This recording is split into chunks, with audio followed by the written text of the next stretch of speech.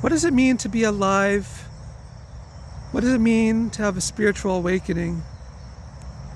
What does it mean to be aware of God in our lives, to be aware of our soul? So I'll give you an example. Imagine you're driving along 80 miles an hour, and all of a sudden the car shuts off, turns off, battery shuts down, you're gliding, and you have to get to the side to get to safety. Now imagine on your right there's an 18-wheeler. But you figure out you have to just wait until the 18-wheeler passes, then you can get over to the shoulder and get over to safety and call and wait for the tow truck to come.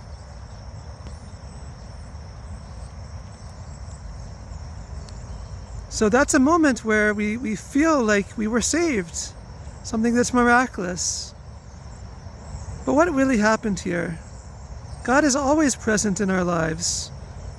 It just, at these moments, we see it more distinctly. Now, imagine the difference prior to the car shutting off.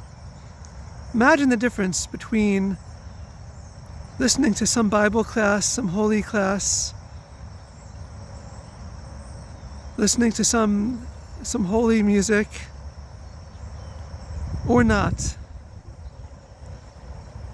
Imagine the difference between listening to something that our soul enjoys and listening to something that our body enjoys. So if we're listening to something that our soul enjoys, and then the car shuts off, battery shuts down, so then the soul says, well, I was being occupied with this holy activity, and now I'm occupied with another holy activity of preserving your life. That God has given the soul into a body. It's a gift. We're thankful for life at every moment. And so we were thankful to life by using our time effectively, by studying Bible, or by listening to nice holy music. And when the car shuts off, we're occupied by another holy pursuit of preserving our life so that we can do a lot more good in this world. But if we were occupied with something that the body was interested in, not to say that God can't save us. Of course God can save us.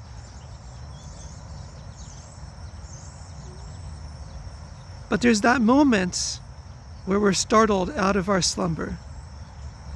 That moment when we're startled awake. That moment when we realize we're awakened again to our life purpose. And so the car shuts off, the radio turns off, all this popular music we were listening to, this pop music, something that our body enjoyed, but our soul was grinning and bearing, biding its time until we changed the channel. But then the car shuts off, and we have to wake up. And we have to realize that God, please save us. And so we call out in prayer. We ask God to save us at that moment. So that moment when we wake up can be very startling. And it could be that we have that moment and then we go back to sleep, we go back to our lives, and we remember that moment fondly.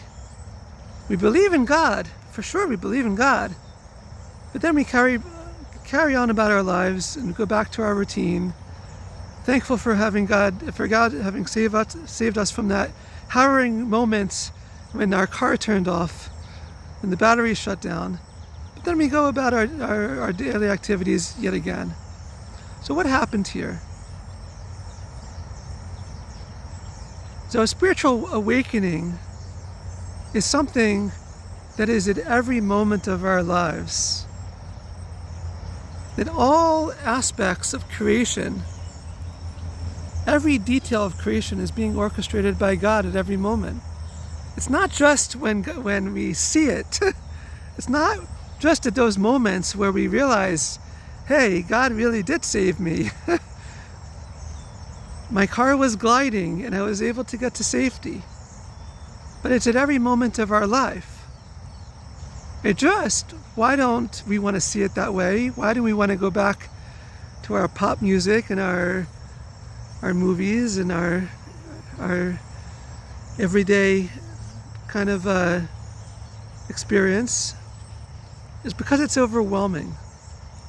The thought of us realizing, being conscious that every moment is something that's miraculous, something wondrous, something that God is orchestrating, that can be something that can be very overwhelming for people. And so it's a process of awakening, that at times in our lives we were awakened, we have a spiritual awakening, and then we go back to sleep, and then we wake up again, and then we go back to sleep, and then we, time and time again, year after year. And what's happening is that we're getting a taste of it, but not too much to overwhelm, and then we get another taste, and then another taste, and another taste. But eventually we have to realize that if we want to live our purpose, live our true mission and purpose, the reason for why our soul came down into this body, so we have to try to stay awake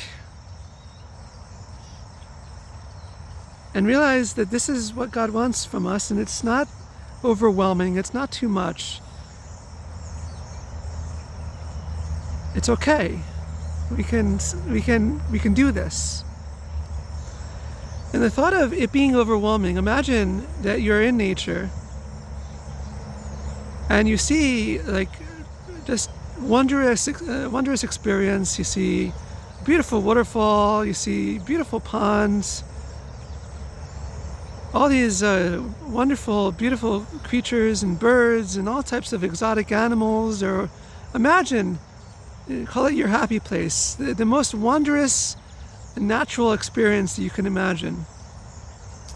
Now imagine that experience is something that should be shared. It doesn't belong to you.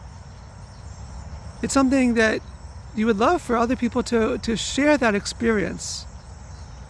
And so imagine that happy place, that most wondrous place in nature, is part of a national park, or some place where a lot of people travel through the year. It's a site of people trek thousands of miles to see, but it's an experience that's shared by many people throughout the year. So that subjective experience is now something that has now become communal. It doesn't belong to you. It's something that should be experienced by everyone. It's not your waterfall. It's not your exotic bird. This is an exotic bird and waterfall and pond and all these things that belong to all of mankind, all of humankind.